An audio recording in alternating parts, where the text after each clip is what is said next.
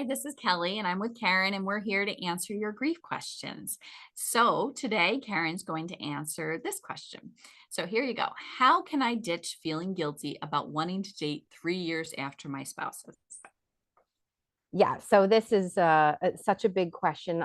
I work with a lot of people who've lost a spouse, probably primarily, I think, through my whole time doing this work. That has been the population I've worked with most. So, of course, this is something that comes up. And it's such an interesting and sensitive topic for people, especially like if you're in the midst of doing like a bereavement group that's, for people who've lost a spouse, because there are some people that are very upset by the talk of it or the notion of it. I was doing a program when I worked for hospice one time, and my colleague and I were running, a general program, and it kind of came up as a conversation and people wanted to talk about it. One woman picked up her purse and walked out the door and was like, I am not talking about this, and really just wanted to not even hear other people talking about it. So I'm always very careful in groups, but it's so important to talk about because for a lot of people, it is where they find themselves eventually. This person happens to put a timeline on it with the 3 years, but I think really it's just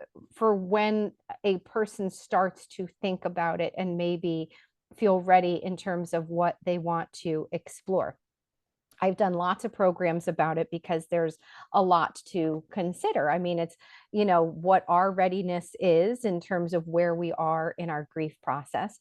We know things like our personality changes that happen and who we are right now and how that may make it different for who we're looking to spend time with. Our self esteem can be just really affected and how that can impact dating. Not to mention that just dating under the best of circumstances is a very dicey, uncertain situation. So it can make people feel very vulnerable. It can also make them feel like I can't have anything else go wrong. I can't put myself out there and then have this not work out. So, a lot of people just really feel hesitant about this, I think, for all those reasons. And probably the biggest of which is that for some people, there's a real fear about it being disloyal or unloving to the person that they love and that they lost. Um, so that's where I usually start with people and talking about it. Again, no timelines aside, but trying to help them understand that the place that I think everybody that we would want to start at would be the fact that there's no replacing the person that you lost. Let's just get that out of the way. That's not what you're trying to do, and that's not what's going to happen. Don't even try because it's impossible. So that's a big thing. And while that sounds kind of sad or maybe even like a little tough, I think it's like kind of liberating. Like, let's not even think about that as what's going to happen here. We're talking about an entirely different person. I think it also allows us to hold up what was so special about the person that we lost. They are unique. They are who they were. And we're not even going to try and go down that road of finding someone like them because they were just so much their own person. So I think that that's like a really important place to start with people in terms of like the loyalty and the loving part of it. I think also recognizing, as I say to people all the time, we talk about connections through the questions we've answered here. That I believe that we can continue to grieve, continue to maintain connections, and our suffering is not required to do those things. And I don't think that we have to suffer and be alone to remain loyal and remain loving. I think we can do both. I think both of those things are possible. And I think that's the biggest shift for people, is trying to understand that. Um, I've met couples, who have met up like in bereavement groups and who've really been very successful in their time together, but who would say, listen, like I love my spouse who died. I miss them. I think about them. I talk about them, so it doesn't have to be an either or. And I think sometimes maybe that's where we get caught up thinking that we have to like take a person and our feelings for them and put it on a shelf in order, to go down a different road. And I don't think that that is necessary. You know, what are some of the things that have come up for you with that? Well, I think it's, I don't think there's a timeline of when, I think it's about each person and when they're ready. and it looks different. And I always say, maybe it's like you're kind of dipping your toe in the kiddie end of the pool. Mhm. You see how you feel. And if it feels okay, then maybe you go a little deeper. And if it doesn't, then maybe you're not ready. Yeah. I do think, there's some things that, when you've been maybe married for 50 years or however long, and you decide to go out and date again, even 20 years, right? Or even 10, things have changed in the dating world.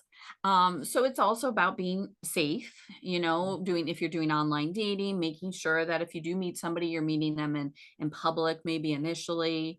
Also, if you choose to become sexually active, I do think you need to remind yourself that you have to use protection and things like that, because things may have changed. For a lot of the people I work with, this is the first time that they've had sex with somebody else, besides their spouse in their entire Yeah. life.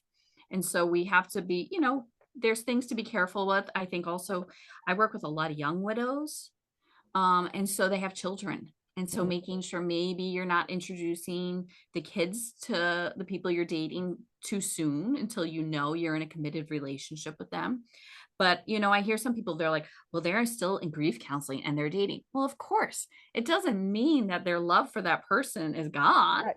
Right. It doesn't mean that they're not still grieving. I think the best partner for somebody who's a widow is somebody that's okay with that, that understands that, and will say, I've had some really great clients who have dated wonderful people who have been like, "Oh, you wanna make sure you put his Christmas ornament on the tree," or where are you gonna put his picture?" Or, "How can we remember them on their birthday?" Like, and being mindful of that. And I think sometimes it's about finding the right person to date, somebody that's okay with that and isn't jealous of that, that you still do love them, because it's not your ex. Right. I So think, different. that's a big thing. It's Yeah. still, the reality is you probably wouldn't be dating this person if your spouse hadn't died, Right. Yeah. right? And so this person has to be okay with that and knowing that. Yeah. And sometimes when you've been married a long time and then you date, somebody may be divorced.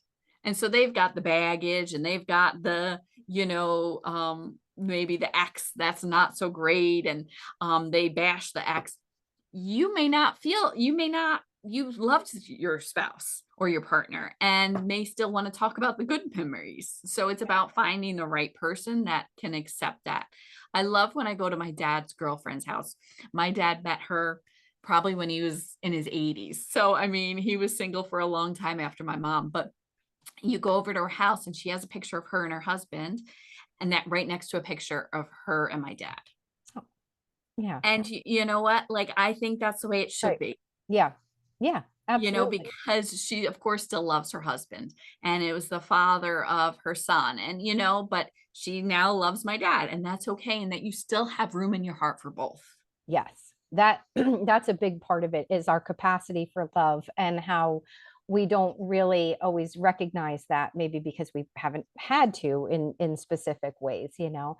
I think it is interesting in terms of like being mindful of who that person is going to be.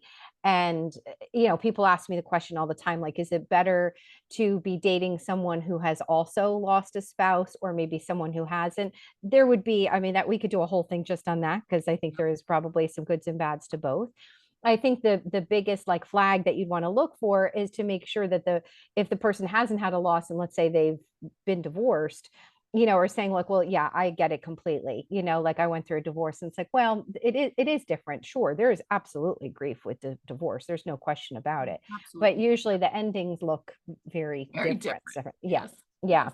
And, getting even away from the dating for a second, because I think sometimes that's the idea that scares people off. And let's face it, if we are even just a little bit older, if we've already been married, already shared a home with a person, if we have had kids, you can't help but think about the accelerated version of a relationship before you've even met somebody. Like, well, I don't know if I'm ready to move in. I don't know if I want to get married again. And that's what a lot of people will say to me. Mhm. And I always say, okay, let's just hold on a second. Like, what about finding someone to go to dinner with? Let's start there. And so I love the word companionship. And Yeah. when people are like kind of like tossing and turning it in their head, and I say, like, what about just like trying to find a companion? They're like, That like just seems to kind of feel a lot more comfortable, to think about. Like just again, someone that you can go places with, do some things with, have on the other end of the phone. Because, there is a loneliness. And I was working with a man yesterday and it's been a few years and he said, I'm just finding I don't want to do this alone. I think I've got some time left and I've really thought about it. He had a very long, loving relationship. And, he's kind of done the assessment and is deciding that that's what he wants to, to give a try. And I talked to him about the companionship thing. He's like, oh, great. Yeah, good. Let's start there. you know, Yeah. so I think the trickiest thing, some pitfalls, I think are, as you said, kids, younger kids, adult children can be challenging because they've lost their parent, Mhm. so that can be hard. I think also your in-laws, if like you've lost your spouse and then are still close with their parents, Mhm. or their siblings or whoever it may be, that can be a little bit tricky. So it's complicated, and you can see why people need to kind of take their time with it, but I would never want anybody to be scared off for it, because whenever someone talks to me about it, and Kelly, like I get almost kind of excited about it because I think it's something that's very hopeful. Mhm. It's just it's something very alive about it. I'm here, this is what's happened, this is what I have, what am I going to do with myself in this time? And it just feels maybe optimistic to me, or it feels hopeful to me, and I get excited about that for people, even if nothing ever happens. Just the fact they think about it, I think, is like, it's good. And if people Exactly. aren't, that's okay too, Yep. as long as they're not in a place of thinking that the only way that they can love this person or be loyal is to never be with another person. That's the only place I would worry about Yeah, someone. and I think that's where you have to challenge that guilt, right? Yeah, And is that really fair to you either? right. Because especially, somebody young or what how old you are, you want the companionship. You don't want to feel lonely. And so I think it's about, challenging some of that guilt. And I do think it's a pretty normal reaction to have. All of my clients, when they've gone out on their first date or whatever, they've had, or even think about in general, you go out after somebody dies and you have fun, Hmm. and sometimes that guilt even just comes up when you're just out with your girlfriends or your friends, Yeah, right? You feel guilty for having that fun, yeah, right? But the more you do it, the easier it gets. And so maybe also with the date, initially, yeah, you might feel that guilt. But again, you're not trying to replace them. right. You still love them and you can still honor them and stay connected. But it's also important for you to kind of think about your own self and what you want for your life.